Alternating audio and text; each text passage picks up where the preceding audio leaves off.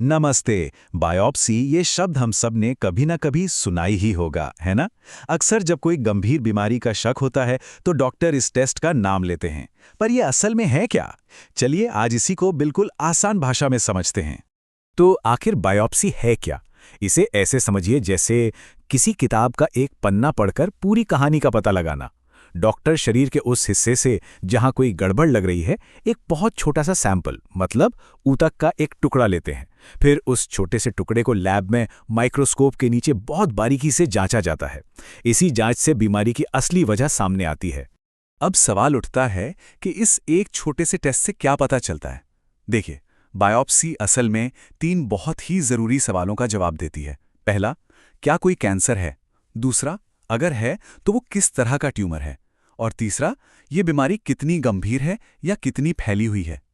इन्हीं जवाबों के आधार पर डॉक्टर ये तय कर पाते हैं कि आगे इलाज कैसे करना है। मतलब सही इलाज का रास्ता बायोप्सी से ही खुलता है। तो आज हम बायोप्सी के बारे में सब कुछ जानेंगे। सबसे पहले ये क्या और क्यों होती है, फिर सुई से होने वाली बायोप्सी, काट कर निकालने वाली बायोप्सी और त्वचा या अंगों की बायोप्सी के बारे में भी बात करेंगे, और आखिर में कुछ और खास तरह की बायोप्सी पर भी नजर डालेंगे। तो चलिए सबसे पहले और सबसे जरूरी सवाल से शुरू करते हैं। बायोप्सी आखिर है क्या और इसकी जरूरत पड़ती ही क्यों है?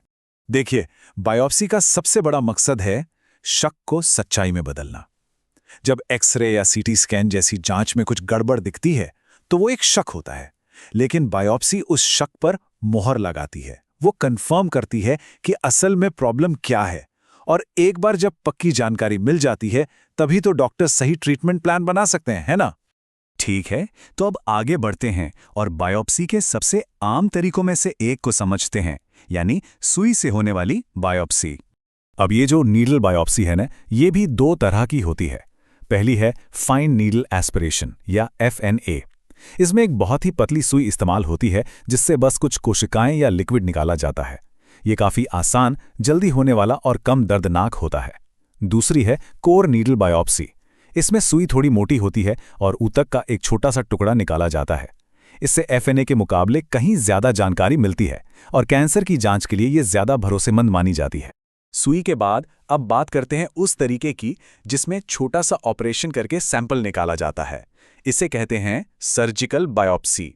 इसमें भी 2 मेन टाइप्स हैं। एक है इंसिजनल बायोप्सी। सोचिए, अगर कोई ट्यूमर बहुत बड़ा है तो डॉक्टर उसका सिर्फ एक छोटा सा हिस्सा जांच के लिए निकालते हैं। इसका मकसद सिर्फ बीमारी का पता लगाना होता है। दूसरी होती है एक्सिजनल बायोप्सी।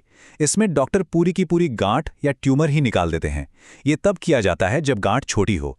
तो इसमें क्या होता है कि जांच भी हो जाती है और एक तरह से इलाज भी शुरू हो जाता है। कमाल है ना?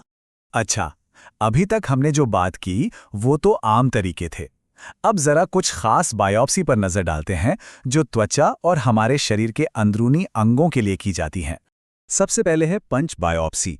जैसा कि नाम से ही लग रहा है, ये खास तौर पर स्किन यानी त्वचा की बीमारियों के लिए होती है। इसमें खास गोल पेन जैसा औजार इस्तेमाल होता है जो त्वचा का एक छोटा सा गोल सैंपल निकाल लेता है।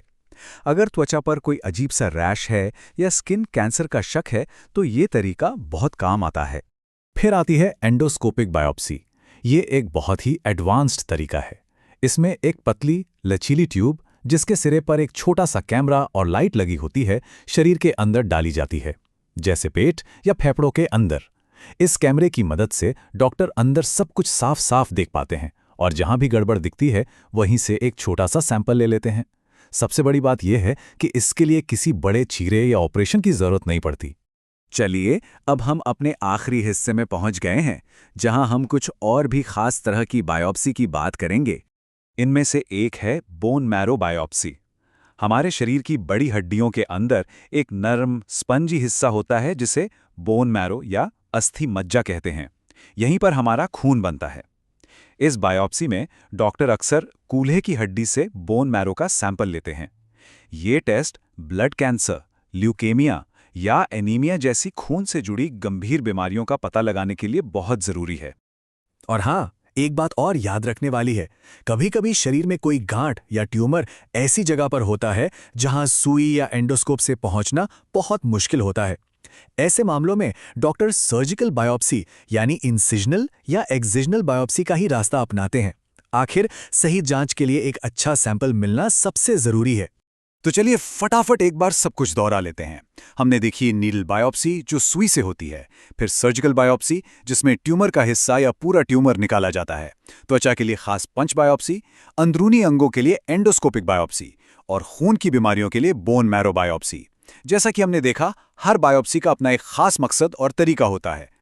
और जाते जाते बस एक सवाल छोड़ जाता हूं, कभी सोचा है ये कितनी हैरत की बात है कि हमारे शरीर के ऊतक का एक छोटा सा नन्हा सा टुकड़ा किसी बीमारी की पूरी कहानी बता सकता है। यही तो मेडिकल साइंस का जादू है, जो हमें शरीर के अंदर छिपे रहस्यों को समझने की ताकत देता है।